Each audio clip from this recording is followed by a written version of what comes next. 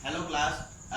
जैसे हम अकाउंटिंग पढ़ा रहे हैं, वो भी हमने ख़त्म कर दिया। अकाउंटिंग जो पढ़ा रहे हैं तो अकाउंटिंग में दो पार्ट थे। एक जो हम पढ़ा ही रहे हैं उसमें बैलेंस शीट वाला आपको पता है, एक पार्ट फाइनेंशियल मैनेजमेंट का है, तो उसका पार्ट 1 हम आज आपको बता रहे हैं।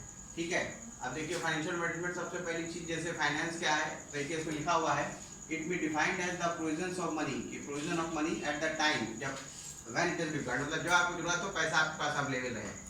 It refer to the management of flow of money.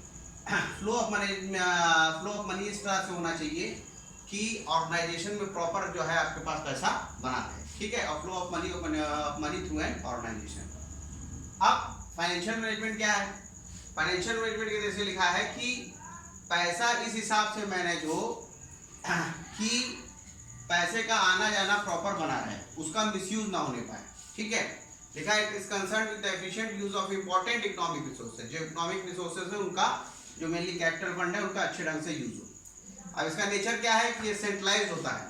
ठीक है, एक सेंट्रल लेवल पे फाइनेंशियल डिपार्टमेंट बना रहता है, वो सारी चीज़ों को देखता है। फिर it contribute to survival and growth of the firm. देखिए मेन चीज जो है फाइनेंस है, तो वो सर्वाइवल और ग्रोथ ऑफ द फर्म में बड़ा जरूरी है।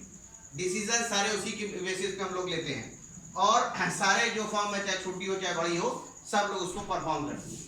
अब ऑब्जेक्टिव्स के ऊपर बात करते हैं, दो है प्रॉफिट और वेल्थ। तो प्रॉफिट इस वीडियो में कवर कर रहे हैं, अगले में वेल्थ कवर करेंगे। प्रॉफिट मैक्सिमाइजेशन का मतलब हुआ हर कंसर्न ये चाहती है कि जो हमने पैसा लगाया है उसके बेसिस पे हमको मैक्सिमम प्रॉफिट हो। ठीक है, तो प्रॉफिट मैक्सिमाइजेशन का मतलब ये हुआ it refer to the maximization of rupee income of the firm. जो रूपी इनकम जो है वो मैक्सिमम।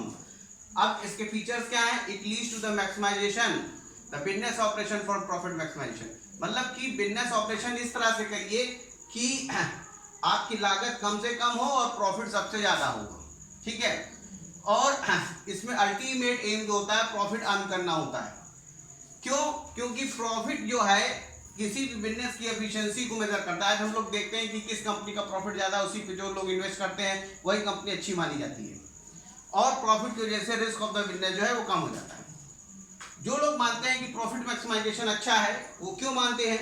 क्योंकि प्रॉफिट इकोनॉमिक एफिशिएंसी को टेस्ट करता है कि आप इफिशिएंट है कि नहीं। ये आपके नंबर्स बताते हैं प्रॉफिट कितना। बहुत अच्छे, आप जैसे आप रिलायंस देख लीजिए, रिलायंस नंबर 1 पे पहुंच गई। ठीक है, टाटा पीछे है। क्यों पीछे है? क्योंकि वो अपने प्रॉफिट्स को मैक्सिमम पार्ट सोशल वेलफेयर में डिस्ट्रीब्यूट कर दे रही है। नहीं तो टाटा ऊपर है इससे, रिलायंस से। लेकिन अब यही प्रॉब्लम है। ठीक है, तो ये अपने सिर्फ प्रॉफिट मैक्सिमाइजेशन पे लगाया हुआ है। Efficient allocation of fund, allocation of fund ठीक ढंग से होना चाहिए। फिर जब आपके पास पैसा होगा तभी आप सोशल वेलफेयर कर पाएंगे। कॉम्पिटिटिवनेस बनी रहती है दूसरे कंपैरिजन में। प्रॉफिट रहेगा तो आप और कंसर्न्स को खरीद सकते हैं, और पूरा डिसीजन मेकिंग का बेसिस है।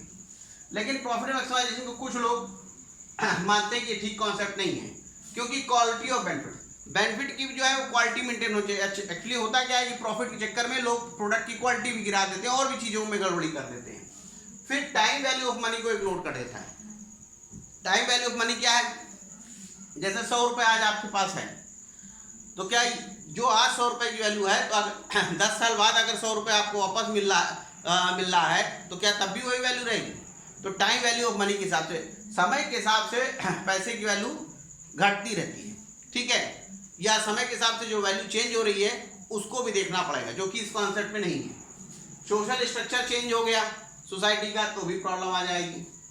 सोशल वेलफेयर में भी इंक्लूड, हमने बताया ना, प्रॉफिट कमाने के चक्कर में लोग कुछ भी कर सकते हैं, मिलावट कर सकते हैं, और भी वेट कम कर सकते हैं, कुछ भी कर सकते हैं। और इसमें सबसे बड़ी प्रॉब्लम क्या है कि ये जो है इग्नोर कर देती है फाइनेंसिंग। ठीक है, ये इग्नोर कर देगी फाइनेंस को, और जो है डिविडेंड के जो डिसीजंस हैं उसको जो है ये इग्नोर कर देगी। ठीक है, ये ignore financing and dividend experts को ये इग्नोर कर देगी। ठीक, तो आज के समय के लिए इतना ही। Okay, thank you.